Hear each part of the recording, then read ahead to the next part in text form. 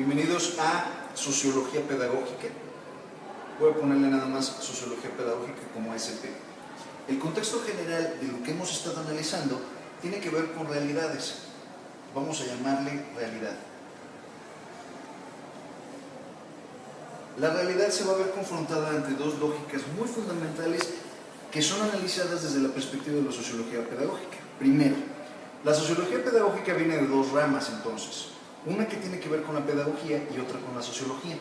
La sociología viene a ser finalmente la ciencia que estudia la sociedad desde sus interacciones entre individuos. Hay dos perspectivas para estudiar la sociología, pero nosotros vamos a tratar tres. Mencionamos la perspectiva de Emilio Durkheim. Mencionamos la perspectiva, al menos como mención, la perspectiva de Augusto Comte. Y mencionamos la perspectiva de un personaje que va a ser tremendamente importante para la educación, que es Marx. Y le adicionamos uno más, que va a ser Weber, o Weber.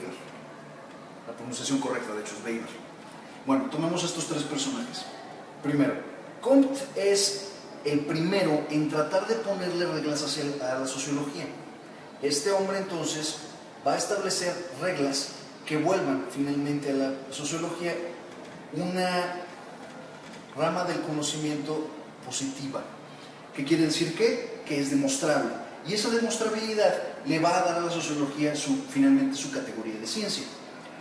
Durkheim, por otro lado, no se interesa tanto en las reglas que se interesaba Comte, pero sí desarrolla otro set de reglas. Y él dice, mira, no es tan importante el individuo y lo que el individuo piense, porque en realidad el problema viene a ser que el individuo dentro de una sociedad actúa de manera completamente distinta.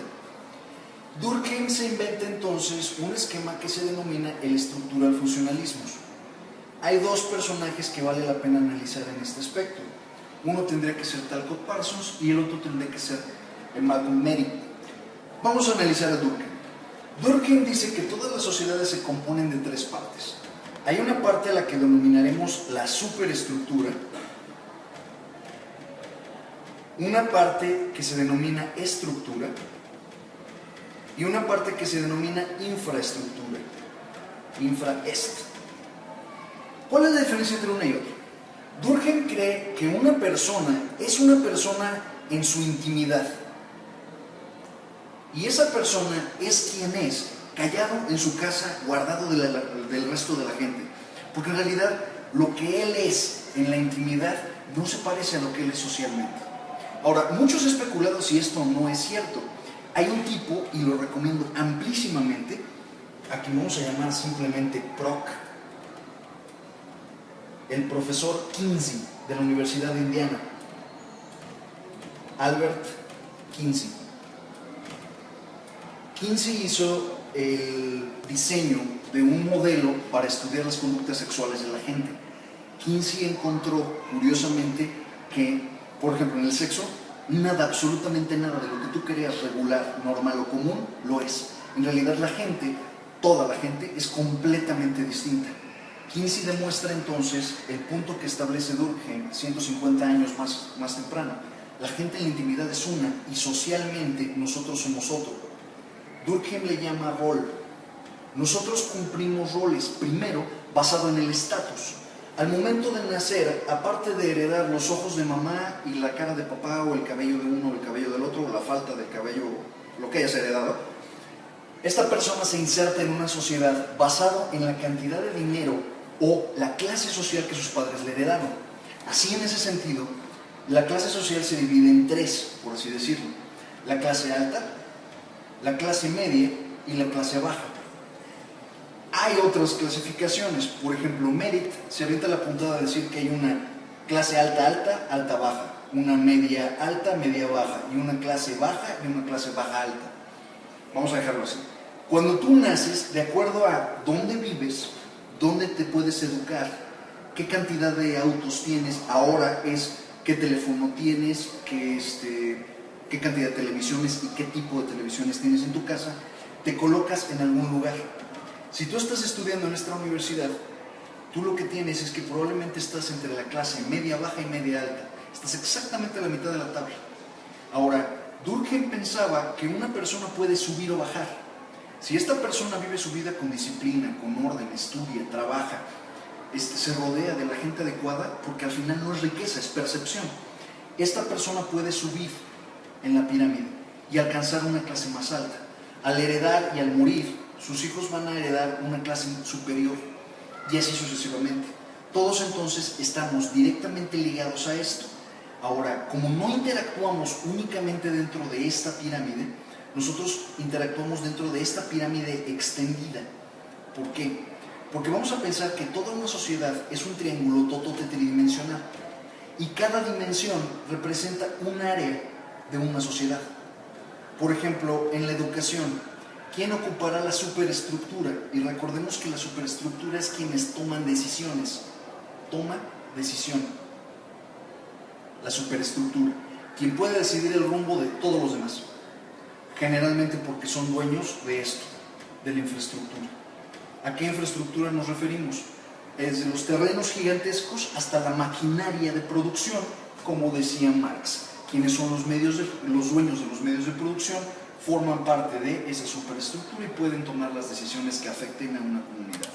Ahora, Durkheim planteaba que esta persona nace aquí, crece, vive, pero depende de varias esferas. Hay gente que trabaja en ramas de gobierno, y gobierno es un triángulo tridimensional provisto de su propia estructura. En el gobierno del estado de Hidalgo, vamos a llamarle GE, el gobierno del estado de Hidalgo, la superestructura estará integrada por secretarios, el gobernador, todos los que tienen que ver con el estado y puedan tomar decisiones que afecten a todos. Las clases altas serán directores generales, subdirectores, directores, y de ahí irá bajando hasta el intendente o el que está desempleado y que vive a lo mejor de la limosna que alguien le da de gobierno. Suena feo, pero así funciona. Junto con esto podemos hablar del marco de las empresas, los motociclistas, incluso, ¿por qué no?, los criminales. También tienen su superestructura. ¿Qué es esto según Durkheim? Son sándwiches puestos uno después del otro, de pirámides, que todos al final tienen algo que ver.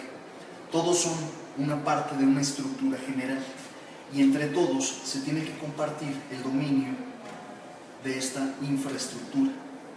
Ese es en general el problema del rol. Cuando tú juegas dentro de la sociedad, tú eres una persona con este grupo, con el gobierno del estado, y ocupas un estatus, un nivel de arriba abajo. Pero a lo mejor no solo eres el subdirector del área de tal, sino a lo mejor también eres el líder de una pequeña banda de mafiosos. Y por lo tanto, acá en la estructura criminal eres hasta superestructura, pensando en una cosa así. Tu hobby es el motociclismo y tienes la moto más cara de la ciudad, por lo tanto eres superestructura de este lado también. A esto después le llamaban el mapa de charteo, no ni siquiera voy a entrar en ese detalle, pero esto es más o menos cómo funciona. Este sujeto cumple un rol, tiene un estatus y respeta lo que mencioné varias veces, que es el estamento. El estamento es una condición que respetas solo porque existe.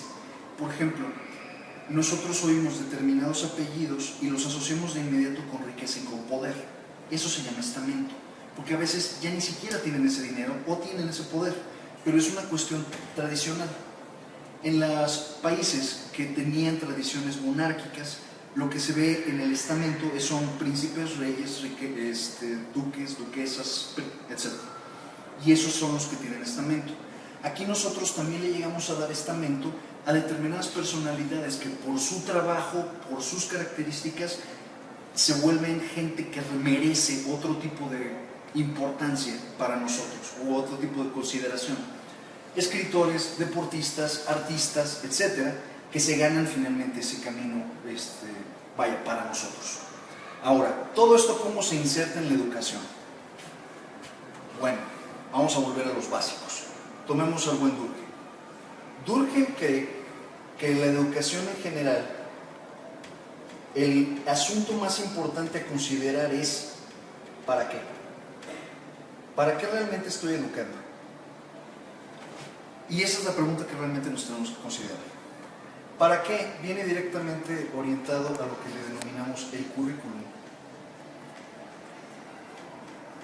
En las empresas, lo primero que una empresa debe de definir son sus metas y sus objetivos, misión, visión y valores. En la educación, lo primero que deberíamos de definir es precisamente misión, visión y valores. Lo que es a dónde va a estar la educación, para qué voy a educar. El problema con la educación en México, ya hablando más localmente de finalmente algo que nos atañe, el primer problema es que México no tiene realmente un para qué. Si hace 125 años que se instauró el modelo prusiano de educación, se pretendía educar para que un trabajador fuera parte de un conjunto de obreros a disposición del Estado, este paradigma ya no nos aplica, porque realmente ya no hay tantos empleos para trabajadores industriales. Entonces, si realmente estamos educando únicamente para capacitar gente para el trabajo, entonces habría que replantear cómo los estás capacitando, que es donde viene Marx. Marx considera que lo más importante es cómo los capacitas. Recordemos que Marx lo que realmente se planteó fue la educación socialista. Marx cree que es fundamental, absolutamente vital, preparar a una persona para ser obrero, seguir instrucciones y trabajar en una fábrica haciendo trabajos repetitivos. Esto es Marx. Y el cómo se involucra con metodología. Eso es lo que Marx considera que es lo más importante. Viene después Weber. Weber le cambia completamente la jugada a todos, porque Max Weber dice, mira, realmente no me interesa ni para qué, ni me interesa cómo. Me interesa quién está impartiendo la educación. Dice, porque realmente puede existir una persona que esté capacitada, sepa lo que está haciendo, pero aunque no domina bien el para qué ni el cómo, pero permite que alguien vaya definiendo qué va a estudiar. Dicho de otra forma, no es el currículum, no es la metodología, es el sujeto lo que es importante. Weber le devuelve la importancia en la sociología no al colectivo como lo hace Durkheim en toda esta construcción de la estructura del funcionalismo, sino que Weber le devuelve la lógica al sujeto y dice, el pequeñísimo problema es que cuando involucras al Estado en la producción, administración de la educación, estás reventando y designando que la educación no va a servir para nada, porque el Estado es finalmente un gestor burócrata, un trabajador mal pagado que se rasca la panza todo el día. Burócrata significa, es una persona que es un trabajador ideal con cero creatividad, cero cuestionabilidad, cero iniciativa, que lo único que sabe hacer es para lo que fue programado para hacer o capacitado para hacer, no más. Este gestor burócrata viene a dar el qué y viene a dar el para qué y el cómo de una forma estándar para todos, que es lo que tenemos con la educación básica en este país. Esto es la perspectiva de parte de estos personajes. En México hay una triada interesante que vale la pena estudiar.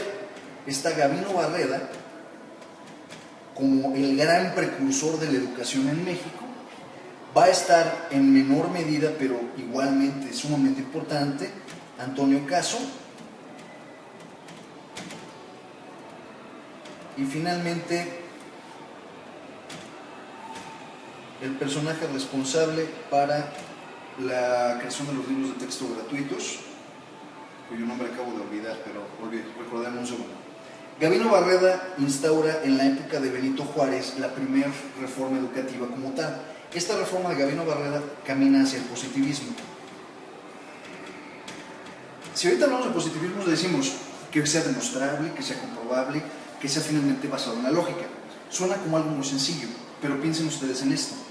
En 1857, en el momento que se dan las leyes famosas de reforma y que hemos pasado más o menos unos 15 años de problemas internos en el país, de hacernos pedazos, acabamos de sufrir la invasión de Francia, de Estados Unidos, México tiene apenas 30 o 40 años como país existente, estamos hablando de un país hecho un desastre, la educación está en manos de la iglesia. Barreda viene y dice, olvídalo, separemos la educación de la iglesia y del Estado, y vamos a dejarla en un corte positivista. El pequeño problema de Gabino Barreda fue que nunca hubo gente capacitada, volvemos al paradigma de Weber, nunca hubo gente capacitada para impartir clases. Entonces finalmente eso llevó a la nada. Esto empieza a convertirse rápidamente en una simulación. Finge que haces, finge que pago, finge que hacemos. Y el finge se instaura desde el inicio en esta lógica de la educación en México.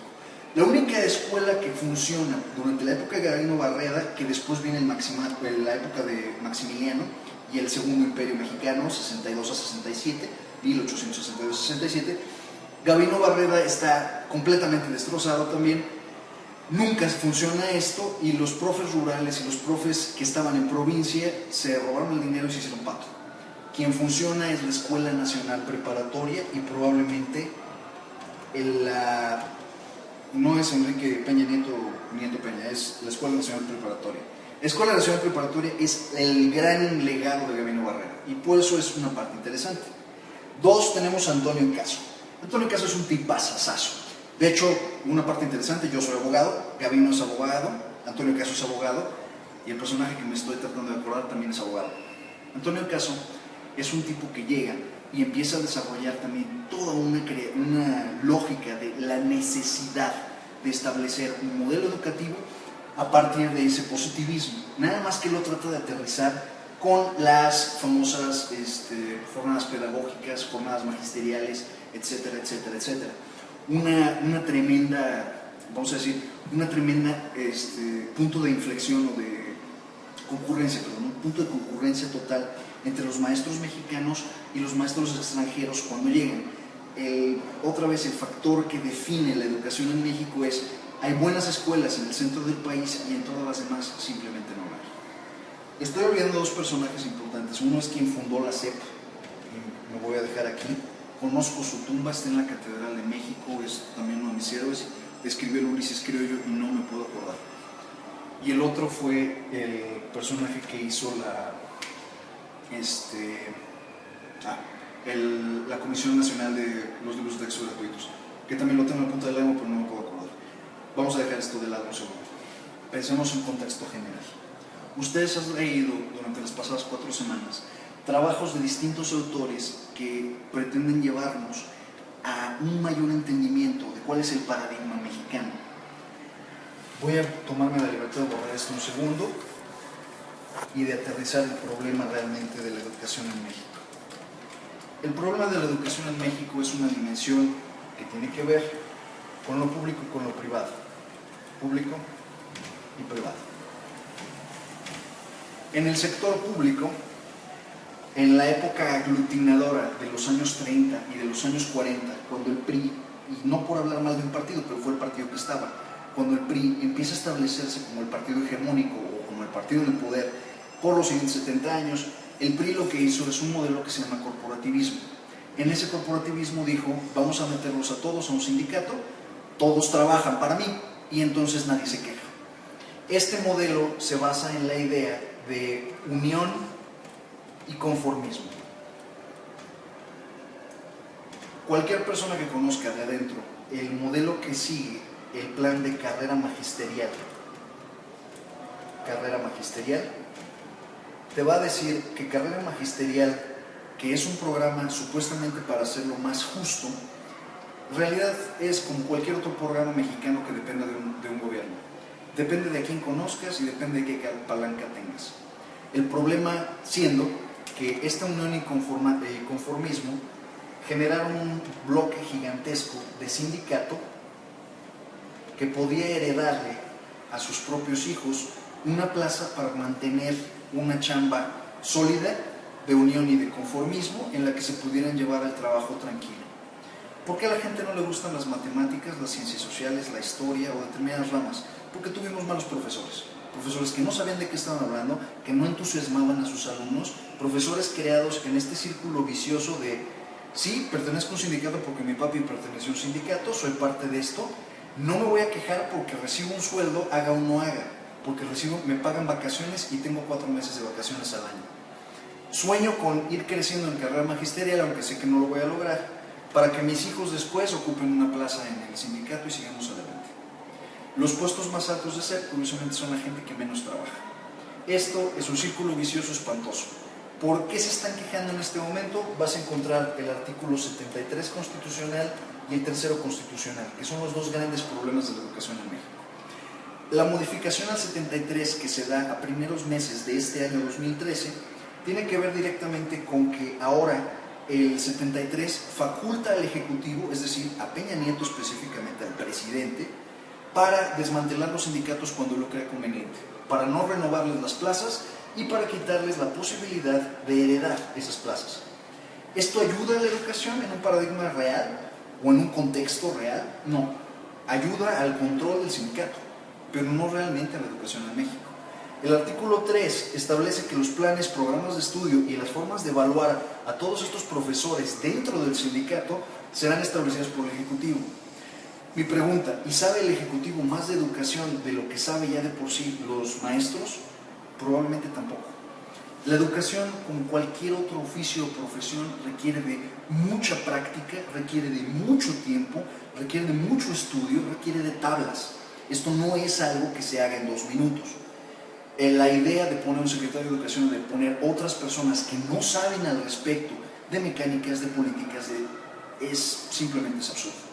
La perspectiva que se presenta aquí es, ¿seguirá el modelo siendo lo que es? Probablemente sí. El asunto, analizado a través de los ojos de Durkheim, es que la gente no entiende sus roles, pero tampoco entiende el contexto del juego. Y basado en Max Weber de Durkheim, ni entienden para qué, ni entienden cómo, ni entienden quién. Y eso es un problema. Las escuelas privadas tienen otro problema. Si el profesor es advenedizo a nivel público, a nivel privado el profesor generalmente es el peor monstruo que existe. Porque tienes a un personaje que no estudió para dar una clase, que generalmente tiene un grado de licenciatura, una cédula profesional, pero no tiene la experiencia. Se lo arrojas a un grupo de 30 o 40 personas y ¿qué es lo que generas? Esto se da más donde el gobierno no puede cumplir, que es a nivel bachillerato y licenciatura. A nivel bachillerato y licenciatura, donde no puede cumplir el gobierno con la cantidad de personas que demandan educación, entonces se ocupa o se apoya en las privadas. El desdén que siente finalmente el sistema frente a la institución privada es absoluto. Pero las privadas tienen una ventaja. Ellas operan bajo sus propias reglas, sus propios cánones y prácticamente sin checar, sin gobernar y sin nada. Todo lo que las escuelas privadas hagamos a favor de la educación tiene que ser voluntario. Es decir, nosotros decidimos qué entregamos, qué hacemos y qué no hacemos. Y en el momento que no quieres, como universidad privada, entregar, no entregas. Es absolutamente increíble.